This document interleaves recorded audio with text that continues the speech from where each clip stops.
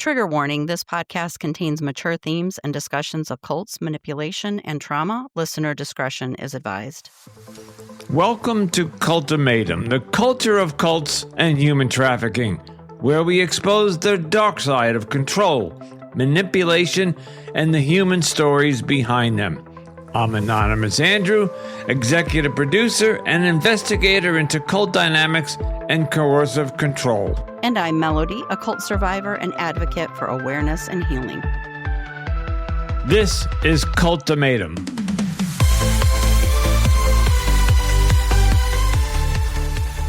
Hello and welcome back to another episode of Cultimatum Podcast, the culture of cults and human trafficking. And my name is Anonymous Andrew.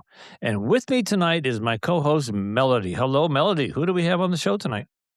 Hi, Andrew. Today we are joined by Joe Rao. Joe is a former Jehovah's Witness elder who now uses his voice and platform to speak out about the inner workings of the organization and to advocate for fellow survivors. Through his social media, Joe courageously reads and breaks down sections of the private elders manual, shedding light on policies and practices that are rarely seen or discussed publicly. Joe is here today to share his story, his advocacy work, and to help raise awareness and support for those healing after leaving religious abuse. Joe, welcome to Cultimatum. Oh, thank you so much, Melody and Andrew, for having me. Yes, welcome. And I follow you on social media too, so I've seen your reels. So take it away, Joe. It's all yours. Oh, man, so my whole story, I guess, I was pretty much born and raised as a Jehovah's Witness. My parents were 3 years old when they converted into the religion. So all I know was being a Jehovah's Witness. Before they were Jehovah's Witnesses, they were involved in organized crime in New York. We're an Italian family from New York, so you could put the pieces together. I had a grandfather that was a made man in the mafia. I had another grandfather that was murdered. I work in Ozone Park, right around Don Pepe's. So I know. Okay, yeah. From Brooklyn, we were from Long Island. Yep. I live on Long Island. I was from Deer Park originally. Okay. I'd be curious to know the family name, but we can talk later. Same last. Oh, well, not the. I think it was the Gambino crime family is the one that my family was associated with. My dad bragged about it in an interview that he had on the Assembly. That was actually kind of his opening line was before he got into the truth, he was involved in organized crime. Well, let me ask you a question then, because in my upbringing, again, Roman Catholic, and I come from an Italian background as well. Catholic, the mafia, how would the Jehovah's Witnesses get a hold of a made man? My father was never a made man, but his father was. So when my parents started converting into the religion, my grandfather had to go before the heads of the family and kind of say, like, he's just out. They don't have to confess anything, but just getting baptized gives them a clean slate, forgives all their sins. So we always used to joke that they joined the Jehovah's Witness protection. And that's the way that they were able to get out. That was kind of a family joke. I have a quick question. I don't know if you may have talked about this. Do you feel like there's some similarities in organized crime that can kind of be a little culty itself and Jehovah's Witnesses and or any other like organization that's similar? Yeah, kind of. My take on any organized religion or any organization is that they're all kind of culty. Even jobs that I've had.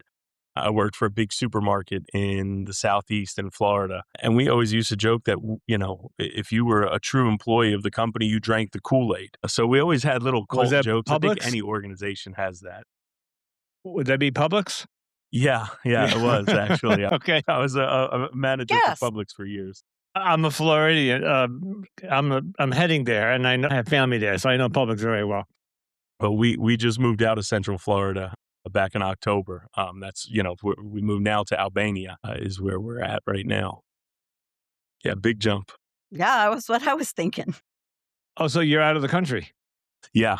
Cool. Very cool. Yeah, currently in Albania. My wife spent a little bit of time in Scotland, and we'll see where the rest of this year brings us. Might go to Spain or do a little bit of traveling around for sure. All right. Well, you got a great internet connection because I wouldn't have known because we've done international shows and sometimes it's spotty, at Yeah, best. it's worked pretty well. If we would have had the interview yesterday, we would have had to postpone because our power was out on There our you whole Mm. go. block for a few hours. So you said you were 3 Yeah. when the family joined. Yeah, so I was 3 years old, so, I don't remember celebrating Christmas or my birthday or anything.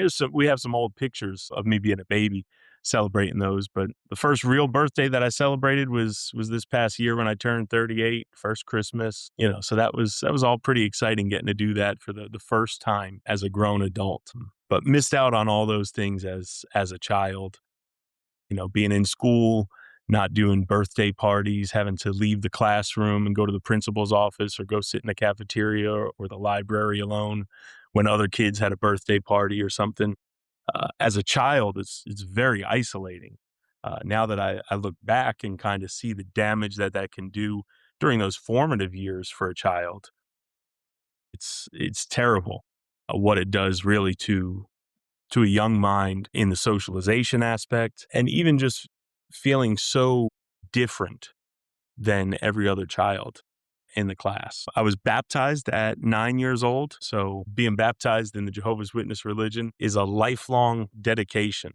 So at 9 years old, I made a lifelong dedication that, to this day, I would still be held to.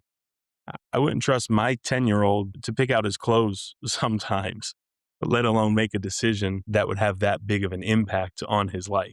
But were you given the decision or you were baptized because your parents and the You're elders given the decision to really? get baptized or not, but But it's I ultimately agree. A child wouldn't know at 9 Now, years old. is it very common to be baptized that young? yeah, it absolutely Okay. is. My brother was 10 when he was baptized. My wife was 10 when she was baptized. So many people You that I know, know are, I preteens or younger. I had just watched a video of somebody in the Mormons saying that, and I think Jehovah's Witnesses is similar, and I would even say the same of my organization, that they treat children like adults and adults like children. And I thought, oh my gosh, nailed it. Now, in the Catholic Church, you're baptized at 2 months old, which is silly because not silly, but according to in your case, you're asked to make a decision. Do you want to be baptized? Do you know what that means to you said it's a lifelong thing. At 2 months old, the baptism in the Catholic Church is to cleanse us of original sin. And I guess we're denouncing Satan because somebody stands up, the Godfather stands up and says, "Do you denounce Satan?" And he says, "Yes," in proxy to the child. So I guess in your case, can you describe briefly, quickly what a baptism looks like? Because I don't think Yeah. anybody ever told us.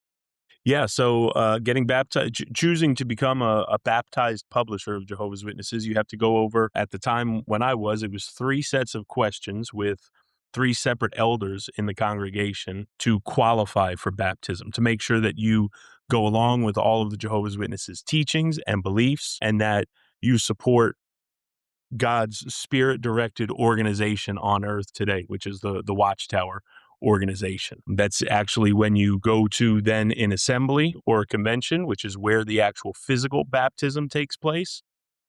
You stand up in front of the crowd and you answer 2 questions, one of which is, do you agree with to follow the direction of God's spirit God's spirit appointed organization today? I'm not sure the exact wording, but it's something along those lines that you are pledging your allegiance to them. And is there water involved? Yeah. So then after that, it's a baptism by water that you get completely submerged, similar to the way that Jesus was Jesus was right. when he was 30 years old, when he made a dedication. Now that makes sense. 30 years old. Right. A grown adult You're making a talking- decision like that. But during that time, going over the baptism questions is actually where I suffered sexual abuse at the hands of the presiding overseer, the main elder of our congregation when I was 9 years old. When you were preparing One for of the times. baptism? Yeah, that was, Wow. Wow. it literally dropped off by my parents at his house, me and him alone, single man in his 30s and a Wow. child. That's that. But because he was an elder that everyone trusted, Yeah. he was the head elder. At the time, it was called the presiding overseer of the congregation. I may take this out later, but I can only imagine if the other parts of your family knew that was going on, what would have been done. Yeah. Yeah, absolutely. I kind of, along with my belief system now, believing in some other form of afterlife or spirituality, I feel like my ancestors, my spirit guides they've seen it now that those things have come to light and But you have had some retribution for me, I feel. but you know what I'm saying. Yeah, absolutely. Yeah, okay. Yeah, no, Like if you I said think a your phone call would father's have been made a and grandfather, yeah, okay, thank you, it would have that's been all. ordered. Yep, okay. Yeah. I just wanna make sure we're on the same page, okay. Yeah, absolutely. But I feel like that's been done from behind the scenes now. So I guess I can jump into that. You might it goes later in the story, kind of about when we woke up, after we woke up, because that abuse that I suffered, I didn't remember. It came back to me as a repressed memory last year after we had left the religion. My therapist kind of said that it was kind of connected, that my brain blocked those things out because it was so connected to my faith, that once my faith had deconstructed, that now my brain said, okay, here you go. Yeah, Because that makes if I sense. would have remembered that before, I wouldn't have been able to have that building block of the faith there. It would have completely shattered that illusion previously. But once I did remember it, I told my wife. It happened while we were up late one night talking. Told my parents the next day, and they went and informed the elders of their congregation about it, who then contacted his congregation in New York so that he could face his accuser because he denied the allegations. And in the Jehovah's Witness culture, there's what's called the two witness rule, that if there's not two witnesses to a crime, and anyone who knows anything about child sexual abuse, It there's didn't happen, if it almost didn't 2 never, people. there's almost, Yeah. No, exactly. I mean, that is not something that people do in front of witnesses. That's ridiculous. yeah, Kinda like even yeah. And murder. that's, People don't kill people in front of people either most of the time. It's yeah. crazy. It's a Yeah, not crazy most of rule. the time. It absolutely is, and it's something that needs to be brought more into mainstream with how other allegations are handled in schools, Yes. hospitals, anywhere else. Mhm. Literally, where an allegation is made and people are removed from positions, people are warned, children are protected. The child safety is put first, not someone else's reputation. As it should be. I wouldn't be Right. surprised if at some point that rule was amended. They've somewhat tried to amend the rule. There was some big rulings in Norway about the Jehovah's Witnesses where they got defunded because of the shunning practice that they have, and they alluded to the two witness principle or rule as well, but they haven't changed it in their In the main. Elder's Handbook. At least the most recent copy that I have downloaded, they have not. But I told my parents about it. They told their elders, who in turn told his, so that he could face his accuser. So we had a Zoom meeting at 37 years old. Here I was sitting face to face now with the man who abused me, two elders from his congregation, two elders from mine, so that I could accuse him now in front of these men, for him to deny those accusations, to continue to remain in good standing, to continue to remain as an elder, no congregation action taken against him or anything like that. Wow. But 2 weeks later, and this is where I feel like that retribution happened, he suffered a major stroke, could no longer feed himself, and lost the ability to speak as What well. a shame. So, Wow. I never wish harm upon anyone, I would but call that there's some people karma. Karma that is a deserve it. Yeah. bitch. Yeah. Karma's a bitch. That's definitely a comes around for sure. Well, not to go off topic, but it is related. Even I think in the own criminal world, and this is what I hear. I guess maybe again watching too much TV. If you're a child molester and you go to prison, they don't like that, right? So Yeah. Yeah, yeah, not too so many of them make it out of there, nope, in one piece. no. So it's one of the most insidious crimes to humanity, and even criminals themselves don't like that. So No. Yeah. Okay, Yeah, and I'm sorry. it's had, it's had lifelong effects. Yeah. It's changed the way that, for the better in some aspects, it's changed the way that I'm more protective of my own children or of any other children that I'm around. Puts me more on guard. I'm more aware of situations and things that just don't feel right. But, it's definitely affected every aspect of my life for sure. Mel has a question. It's kind of more of a comment because and I'm sure you're gonna know exactly what I'm talking about, Joe, because you've been in a cult and so you know. It is one of these facades that when you're in these organizations that you don't have to worry about your children because you're in the truth. You're in God's place, so they're always protected, and people let their guard down. And so, I don't know, if there happens to be anybody listening that's still part of an organization, which maybe they are, like, I don't know, having doubts or something, because most likely they probably wouldn't be listening. But seriously, people, watch your kids no matter where you are or who's around. Don't ever let your guard down. Don't think because I'm here in this place, none of these people would ever hurt my children, because that's when it happens, is when you let your guard Yeah. down.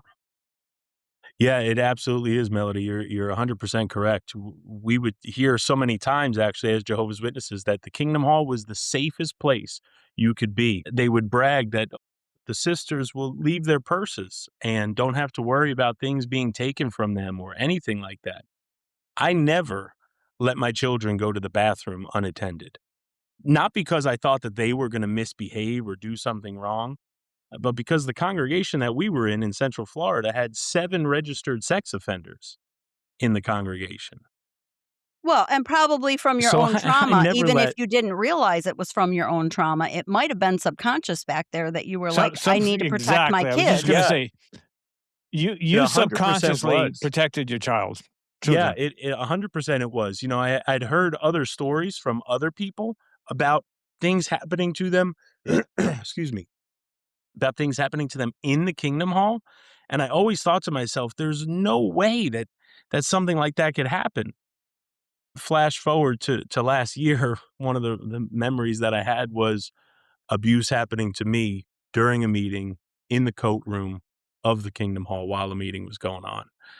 Um, so yeah, I never let my children go to the bathroom by themselves, go anywhere unattended, without myself, my wife, one of the grandparents, You almost with them. just in society in general. I live down by the beach, and I on the summertime we go down the boardwalks. I see parents let their kids go into the use the restrooms. I'm like, You're nuts. You walk that child into that. I'm talking, 6 and under, 7 and under, whatever. There was a instance last summer that I was walking with a friend of mine, and we passed a little girl that was just wandering around on the boardwalk, and I turned to my friend who happened to be a retired English teacher, and I said, "Do you see any parents around?" And she looked around. We looked around, and there were no parents. Apparently, the parents were like almost 200 yards ahead, who had just the kid had fell back, and they didn't even realize that. So it, I don't know why I brought that up. But it's just parents sometimes pay attention. Yeah. Yeah, you always gotta keep your head on a swivel, for sure. And we've had children. Me and my wife, we were foster parents for about 10 years in the state of Really Florida. good for you. Yeah, we had 21 children come through our home. Jeez. Wow, 8 at one time was the most that we had. that's a And lot. we As had a them Jehovah's from Witness. yeah, while we were Jehovah's Witnesses, and we Now, had did them they from go to JW or you so just we would have them come to the meetings with us. We had a God complex, thought that we were giving them the yeah. best life ever, that we were saving these kids' lives. So the best thing we could do was introduce them to Jehovah and teach them this way of life. Fortunately, we woke up while we were still foster parents and the children that were still in our home. We, deprogrammed them as much as possible, celebrated holidays and birthdays with them to show them like, hey, that bullshit we were talking before, Mhm. we were wrong. We're sorry. Sometimes But, adults can we be had wrong too. yeah, Mhm. absolutely. We even had a kind of she's a grown foster daughter now. She's 18. We've reconnected with her since we've moved. But she was with us for a while. She actually progressed to the point of baptism as one of Jehovah's Witnesses. And we made sure that once she had left the home and we got in touch with her, we let her know like, hey, this is not the real deal. Like, here's what we found. Here's some research. And she was like, oh yeah, I kind of figured that out while I was there. So we were glad that she was free from that as well. All right, so that's a good segue. Let's go back to your story. And so at 3, at 9, you get baptized. You were molested. Let's go into your middle teenage years, adolescent years. Yeah. How was So that? so 11 when I was about 11 years old, we moved out of New York, moved down to the state of Florida, and I was a baptized publisher in the congregation, so was had privileges of carrying the microphones and helping with literature, doing as much that they could have a young man do. And then when I was 14 years old, I went back to school. I was homeschooled for middle school years. So I went into high school at 14 and did the normal teenage boy things. Got in trouble with a girl, my friend in the congregation, because the JW world is very much a tattle culture, kind of a rat on each other because your conscience gets the better of you, because God is always watching. And if you hide sin, you're going to burn and die in Armageddon.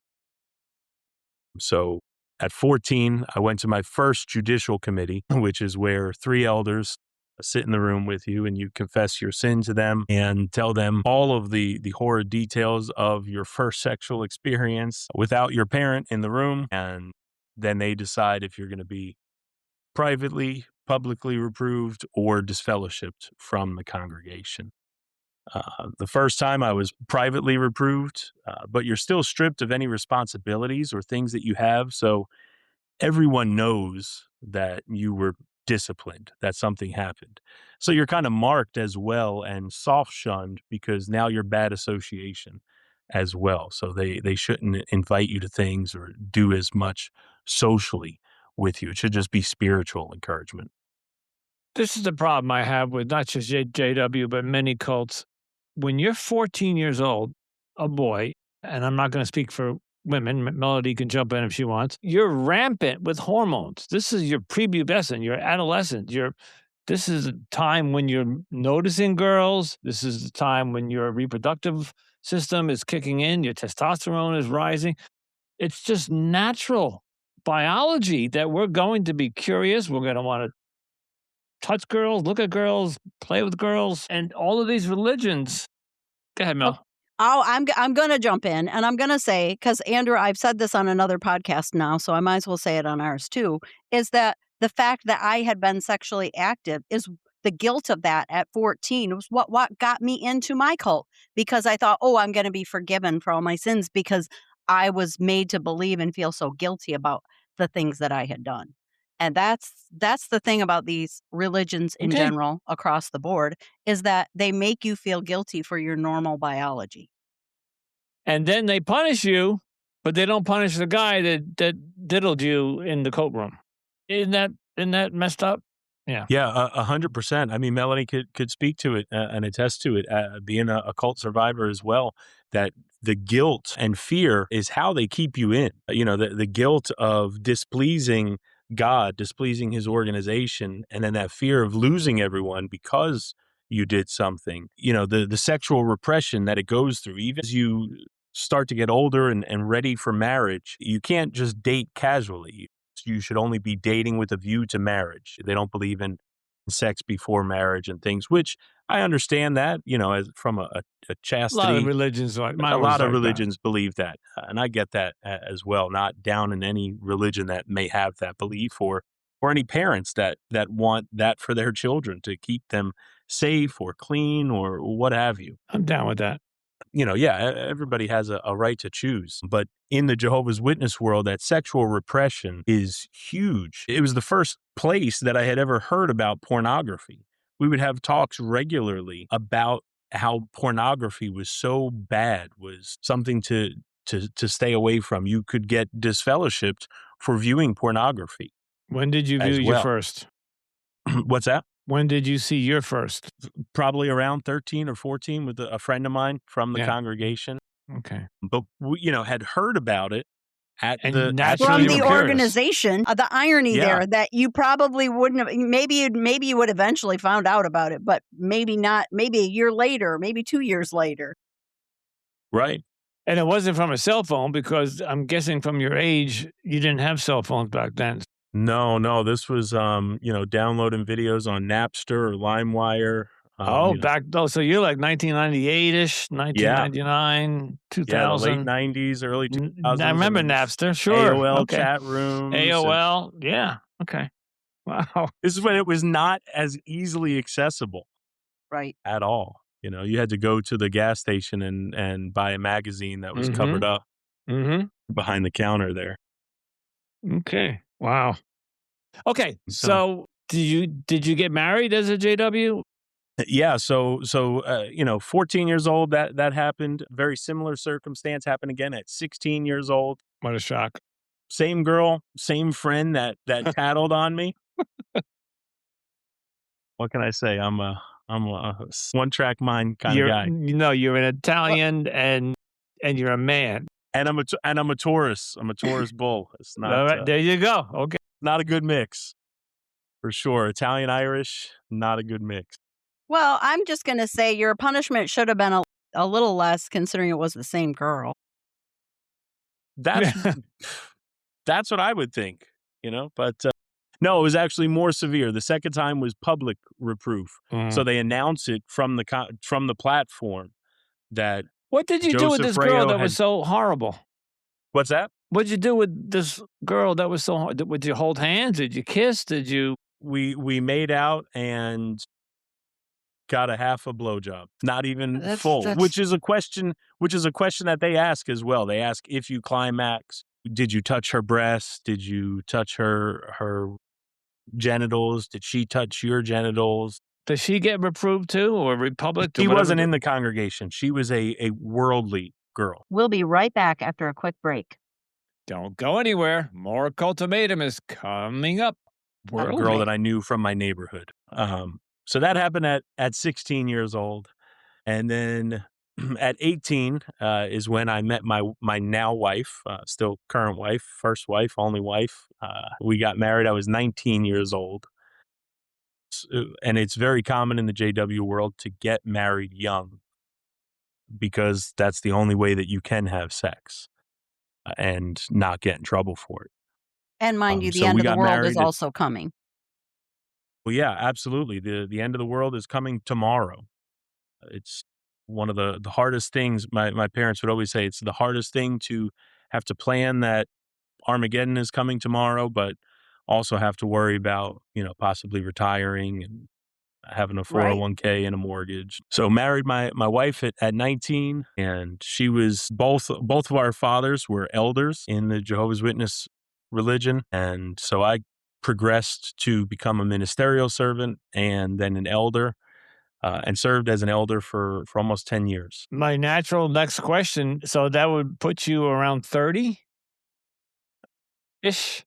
Right? You got married I 19? didn't become an elder until I was almost 30, somewhere around there. Okay. But it took a few years to progress to become a ministerial servant and then an elder. All right, and you're 37 now. So what happened between 30 and 37? Because you're no longer in. Correct. So we left when I was 37. I'm 38 now. What was that aha moment? So I had actually, about 6 months before we left, I had gotten deleted as an elder. The foster daughter that we had did normal teenage things and Mm. got in trouble with a boy, and shortly thereafter had left our home. So the elders in our congregation didn't have a child to discipline, so they disciplined me instead and reviewed my qualifications as an elder and deleted me on the grounds of being permissive of her sin, which was a 3-hour meeting Mhm. of me with the entire elder body, my father included, sitting there in the room with me, and pretty much them just telling me what a bad father I was, what a poor shepherd I was, that I had lacked so much judgment in this situation and had allowed this to happen and was permissive of this sin. So I was deleted as an elder in January. And then in mid-June is when me and my wife kind of woke up. Another situation had happened as we were going through this. We saw how the congregation started viewing us differently, how the elders in the congregation, these men who were my supposed best friends, before that started treating us differently and started lying to us about things. There were several little situations that we had. Even a couple of elders came over to give us a shepherding call, which was supposed to be an encouragement visit, that they come over to your house and are supposed to impart a spiritual gift to you. And one of the elders got a little nasty with my wife while we were sitting there. And this was supposed to be them encouraging us that we were going through this hard time. And it's not that we were losing faith in religion or in God, but we started to see the cracks in the organization is what happened. And that night we were sitting in bed and my wife said, "Do you want to watch that Leah Remini special on the witnesses?" Because she had watched the entire series that Leah Remini did about Scientology, Right. Yeah. but we never watched that one episode because we were specifically warned Not, against it of because course. it's full of apostates spreading Mm. lies about God's organization. And we sat there and we watched that entire special. And at the end of it, my wife turned and looked at me and said, "Are we in a cult?" And I said, I think we are. Wow. And we were both like, Wow. okay, we need to get out. And we didn't go back. The next day, we started to tell our parents and begged them, So pleaded this with was them. recently because you said that you were on Zoom calls during COVID. Yeah, during COVID, I was still the Watchtower conductor. 6 So months right this is before we left in December. In December of 23, I conducted the Watchtower at the assembly in front of 2,000 people. I was the elder. I was The the man. guy. And so so you've been out what, a year? Yeah, this June of 24 is when we got out. The first holiday we celebrated was July 4th what was of that like? 24. It was awesome. I drank a beer, smoked a cigar, and shot fireworks with my neighbor. My neighbor who I had been terrified of because he was part of the world and he was bad association. Yeah. Mm. And he turned out to be and is one of my best friends still to this day. Good. I'm just a good person to have in your life, good man. And birthdays? Birthdays, yeah, we've since celebrated all of our firsts, both of my sons, Wow. and then mine and my wife's 40th birthday. We had a nice party at our house, and Nice. Yeah. that was pretty awesome getting to see my wife blow out birthday candles and make a wish and open up birthday You know, presents. it's one occasion that I've never, in all the episodes we've done, a lot of cults don't do any of the holidays, but how about wedding anniversaries? Did in any cults or your cult, can you celebrate the fact that you've been married for 10 years in the J? Yeah, so wedding anniversaries were allowed because weddings and family were originated by God. Okay. So that was okay to celebrate. I've kind of poked a little bit of fun in one of my videos I do about Christmas on my channel, saying that wedding rings have pagan origins as well, but the Jehovah's Witnesses don't nitpick about that. Mm, But Christmas having pagan origins is where they yeah. get hung up on. It's back afterwards. Yeah, even though the witnesses celebrated Christmas into the 70s, but then they stopped right around that time. I think it was into the 20s, I believe. I'm sorry, I got the wrong date. They did celebrate Christmas for a while, even in their publications. They publish it, show pictures of them celebrating Christmas. But one of the presidents took over, and they started to build a 10-bedroom mansion out in San Diego called Beth Sarum, which was going to be the home for resurrected Bible characters like David and Abraham and Moses for them to live when they were resurrected. Of course, that didn't happen. So the entire time that the society owned it, it was the president's winter home that he would go to with his mistress. But them stopping celebrating Christmas was a huge money-saving fact for them because they didn't have to provide Christmas or birthday gifts now for the entire Bethel family that they were housing. Okay, let's go back to your wife after you and your wife after you watched that Leah Remini special, and you said you literally just never went back. We got to look. Just keep an eye on the time, but I'm fascinated by that, and I would imagine that started your deconstruction process. But if you just got out in 2024, and we're coming up on April of 2026 in about 2 months, 3 months, I can't count. whatever, 2 years. That's not a lot of time after being in JW for a lifetime. Like Yeah. you're 38, you've been in since you were 3, so 35 years in Yeah. JW and only out for 2. So walk us through your deconstruction. How's that going? How did it start? Yeah. It started that night, watching that video and then going on to there's very limited resources online for JW specifically. There's a couple of websites that have a lot of good information that is specifically tailored towards JWs. So I dove right into all of that because now I needed to see the proof. What do you mean that I'm in a cult? That nothing I believe have been taught is true?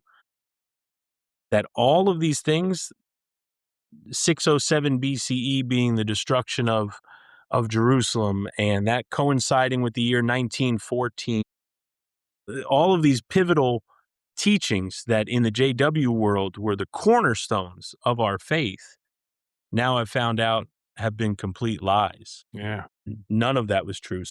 For me, that was huge, was finding those things out, looking into it, and proving to myself, secularly, that these things weren't real. We were always discouraged from doing any type of research outside of the Watchtower's library that they have. So even just Googling Jehovah's Witnesses, you were warned against doing. If you Google Jehovah's Witnesses now, the top 5 search results that you get are typically just regarding child sexual abuse. Right now, I think it's some about a famous TikTok couple that's getting divorced and that are Mm, Jehovah's Witnesses. But other than that, it's all about child sexual abuse, and that's what the mm. organization was trying to cover up. And that's what we found out too in that special, was that there was over 100,000 cases of child sexual abuse that were being hidden by the organization.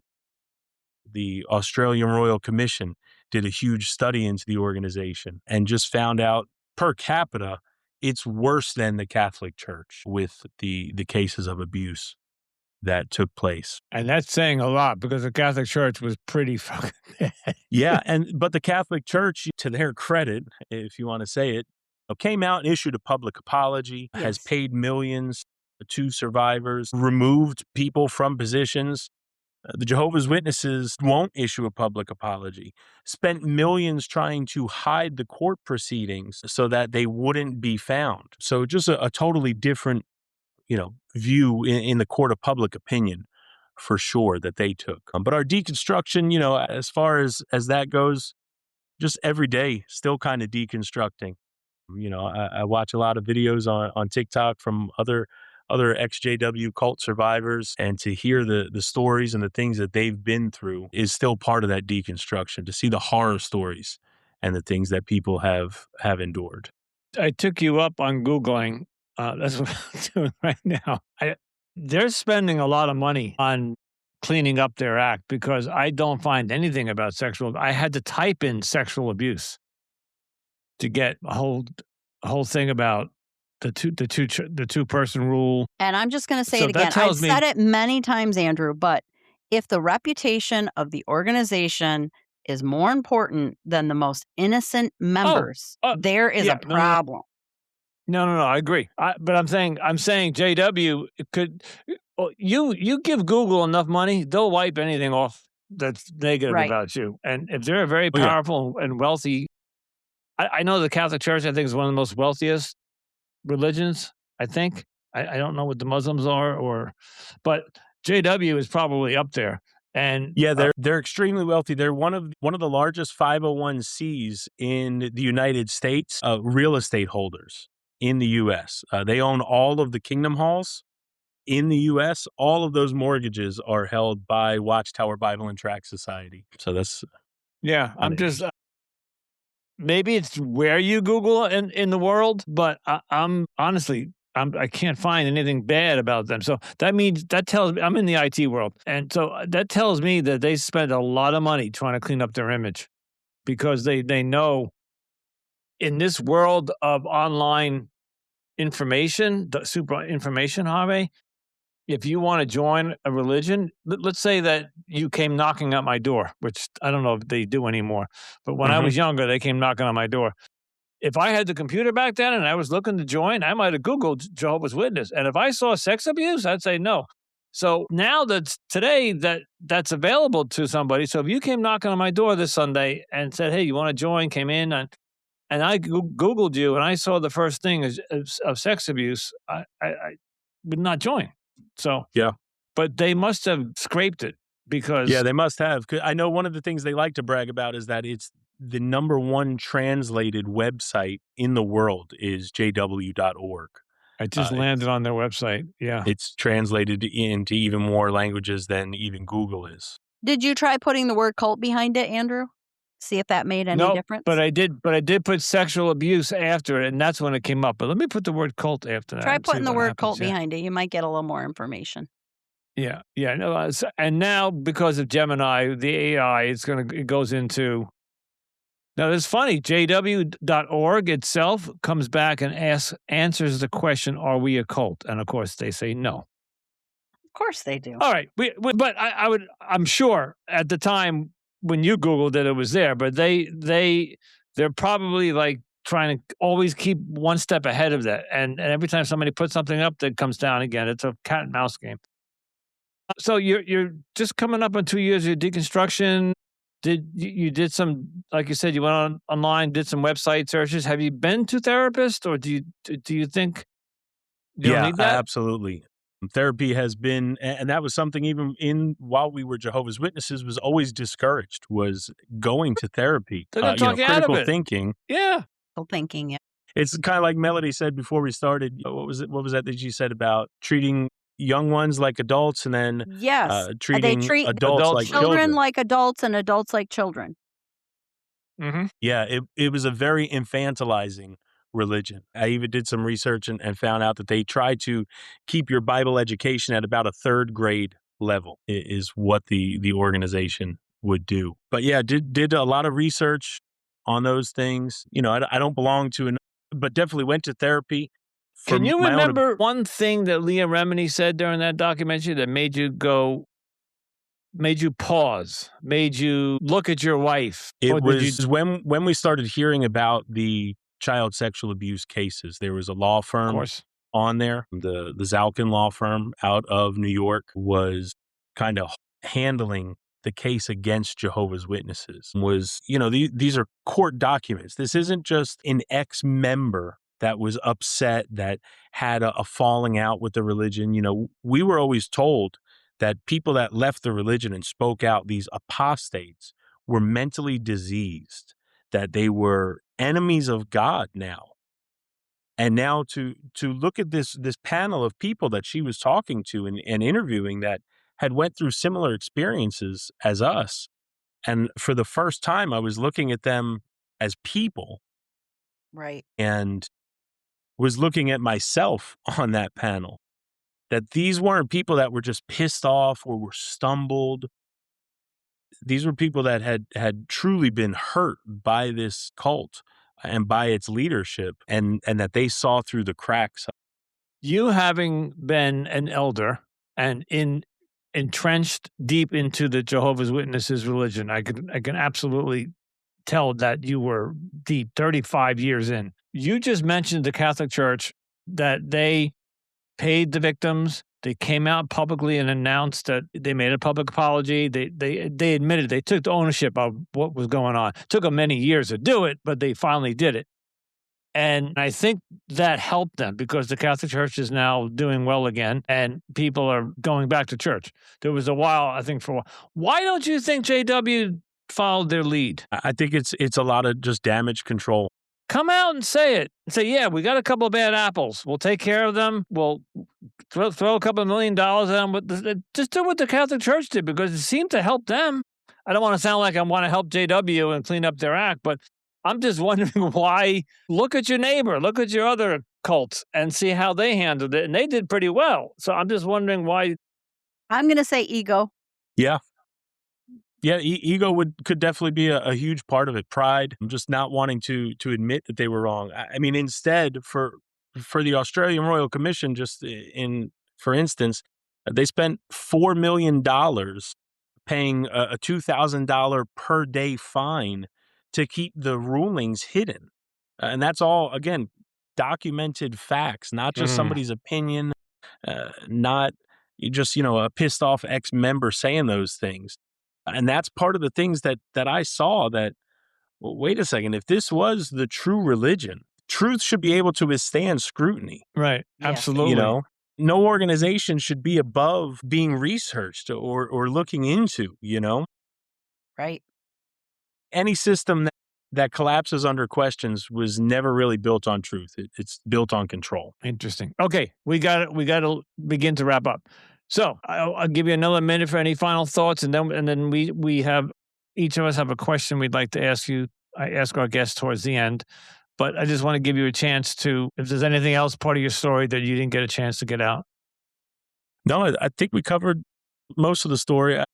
It's I'm hard to sure cover there's 35 years in 45 yeah, minutes. yeah. I mean, I've definitely got plenty of other horror Okay, stories from, judicial committees that then I served on as an elder, maybe we'll have you you back. know? Listen, Yeah, maybe. I'd love to come back for sure. Do you think you have a book in you? Yeah, I actually, I've queried a few agents already. Good. I've written one because male survivors of sexual abuse don't speak out No. enough. There's only a few authors that have really been able to make an impact in that community, and so that's something I actually already have kind of a memoir, and a book that has some good trauma informed resources and help in it for other survivors as well. Excellent. I think so. Let's, if that comes to fruition, or it gets, you're working on it, and there's a published date, or even 6 months or 8 months down the road, we'd love to have you back, and maybe we'll cover some. Maybe have your memoir out, and we'll go through some of the other parts, because I know. 35 years in, 45, 50 minutes, and we're going to be an hour in a minute. It Yeah. doesn't do justice at all. So, okay, this is I asked you this question an hour ago, and I gave you some time to think about it. Where are you in your faith? So you're out of the JW. You did say that you were still baptized because you that was something for life. What does that mean to you? Do you have a higher power? Do you believe in Jesus? Do you believe in God? Blank, blank, blank. Dot dot. Well, I don't belong to another belief system now, for sure. I kind of feel like I belong to myself. I believe that truth shouldn't require fear to survive. And any system that collapses under questions wasn't built on truth. It's built on control. Your morality shouldn't come from obedience or fear. If something is true, it should be able to be read out loud, examined, and questioned without punishment. And that's not Interesting. the things that we were taught. So if your belief system can't survive that, the problem isn't the questions that you're asking. It's that system. Even the way that I look at the Bible now, which, was always taught to us that this was the inspired word of God, kind of compare it to the Lord of the Rings. Just an old book that's got a lot of war, a lot of sex, a lot of really cool One of my characters. favorite books, by the way, Lord of the Rings. There's magic or miracles, there's apostles or hobbits, But you're whatever you want to right. call them.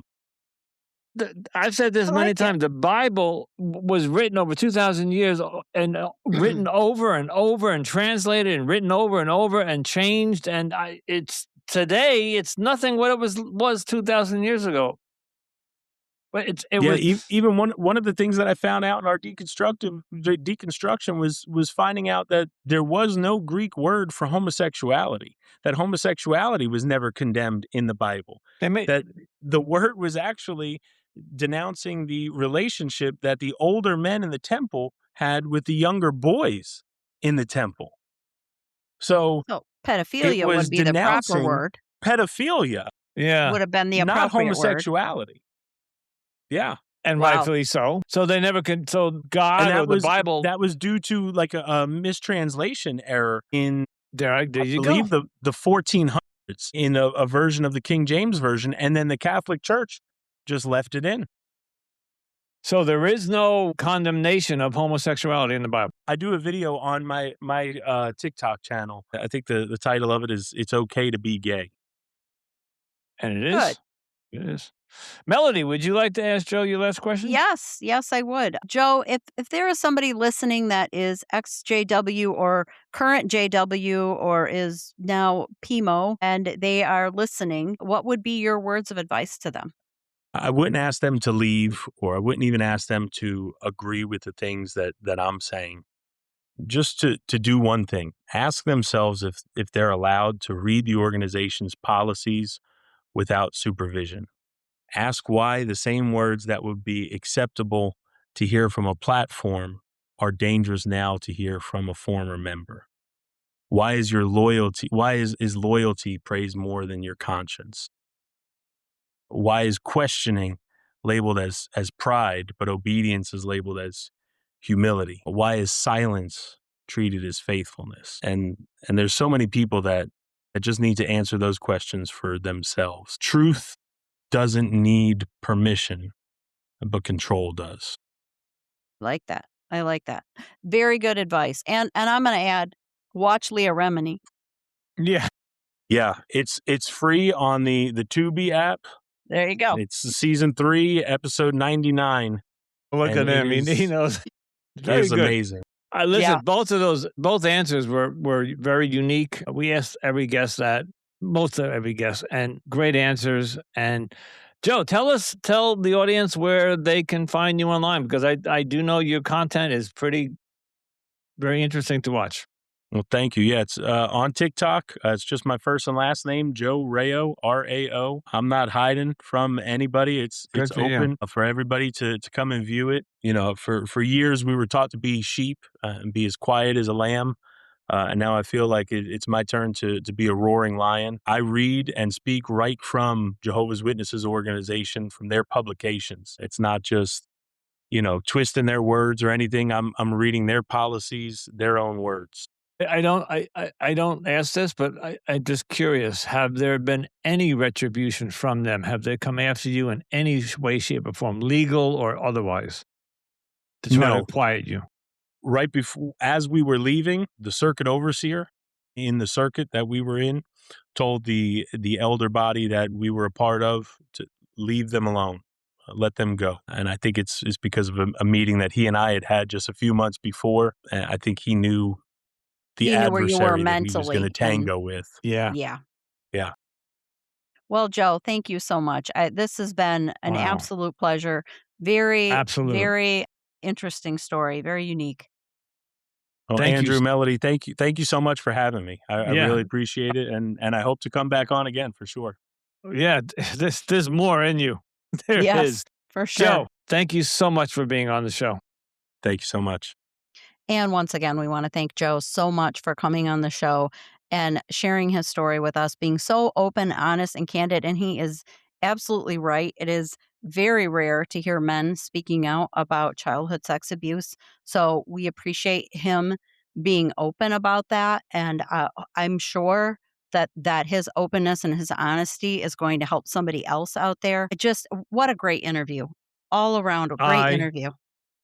was blown away. I think we established it was around 15 JWs, and Yeah. not to dismiss any of them. They're all very Right. powerful stories. But Joe, just in the beginning, the fact that I grew up in New York, and I grew Yes. up very close to John Gotti, Oh, the yep. mafia. Yep, he lived a mile from my house. Wow. And so I was around that kind of Atmosphere. the crime families, the Yes. and I'm in New York, and now I work in Ozone Park, which is Lefferts Boulevard, where Don Pepe's is, which is where a lot of the Godfather was shot, and blah blah blah. To find out that this gentleman's family, Is not connected. him, is connected, that they somehow got into the Jehovah's Witnesses, it just blew my mind there, because the mafia, if you watch it's a very Catholic Oh, yeah. crime Yes. organization, but very devout Catholics. And Yes. so I just found that interesting, just right off the beginning, right Yeah. off the bat. So No, it's a very captivating story. All of his story is, it's just like we talk about, we've said this so many times that, we could have 1,000 XJWs on the show, and every story is gonna be oh different. yeah, yeah, But every but story, but Joe's was certainly unique. yeah. But they're gonna be different because they're gonna be different points in time. 70s, Yes. 80s, 90s, 2000s. It's gonna be different because either they were born into it or they were not Right. elders, like Joe was an elder. Yeah. So yeah, it's a whole bunch of Different different because some of things. them are from New York and associated with a crime family. Yeah, exactly. But Joe, write that book. I think you got a Yes. great book in there, Yeah. and then we're I don't know if we recorded this, but No. his wife is we're gonna try to get his wife on because Yeah. she was married to him in there, and would like to get her perspective and her side of the story. So Absolutely, I'm once gonna be again, thank you, reaching Joe. out to her. Yes, thank you so Yeah, much, good. Joe, and as always, thank you to all of you as well for tuning into Cultimatum. We do greatly appreciate your support in our mission to expose the truth and highlight the voices of these survivors. If you're enjoying the show, please take a moment to rate and review us on Apple and Spotify. It really helps more people find the show. Just go down below and tap 5 stars, leave a review. And don't forget to follow, share, and keep tuning in to our latest episodes. And you can also follow us on Instagram, TikTok, Pinterest, and YouTube for more content and updates. And be sure to join our Facebook community, Cultimatum Podcast, where we dive deeper into these important topics and remind you when new episodes are available. And if you are a cult survivor and you're looking for additional support and connection, we invite you to join the Cult Escape and Healing group on Facebook. You can find more information about the show, our show, and all of our shows from the Anonymous Andrew Podcast Studio. So go to anonymousandrewpodcaststudios.com. And I know that's long. So if you'd like, you could just go to cultimatumpodcast.com, which will take you to the same website, but it'll take you right to Cultimatum's page. And you can listen to the episodes right from that page if you wish. So you don't have to use your mobile phone. Oh, very cool. And then, of course, our full legal disclaimer is on our website as well. And if you have a story related to cults or human trafficking that you would like to share on the show, please contact us at cultimatumpodcast@gmail. If you'd like to support the show, and we would appreciate it if you can do so by using the link in the show notes right at the top in the show description. It says, buy us a cup of coffee. And you click on that and you can donate $5 or $10. And believe us, that goes a long way. It could actually help for even just 2 episodes. Your support helps us cover production costs and allows us to keep bringing you the stories to light and stories that truly matter. And as always, stay safe, stay informed, and remember, you are not alone. As a quick addendum to this episode, we were able to get Joe's wife to come on and tell her story, and that will be next week's episode, so stay tuned.